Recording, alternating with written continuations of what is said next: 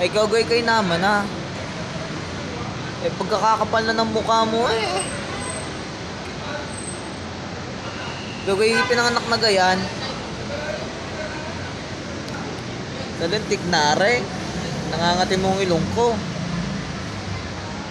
Bigay pagkakakapal ng mukha. Kakalagay mo ata ng mga kung ano yun sa mukha mo eh. Tapos pupunay mo yung mukha ko at kitang-kita yung butas. Makikita mo talaga yan kasi wala yung inilalagay dyan. Wala mo lang ipinapatong dyan. Paano yung puna mong pagkakapangit ng itsura ko? Tintik na rin. Samantala yung mukha mo, nako, ilang patong na foundation gaya ang ginamit mo diyan. Nagpulang-pula na. So walang yang ito. Huling-huli mo ang bad trip ko. Mas okay ng garnet, tanggap ko ang sarili ko. Kasi naman gumastos ako ng malaki. Kakapatong sa mukha ng kung ano-ano. Ganun pa rin naman na itsura. So walang iya.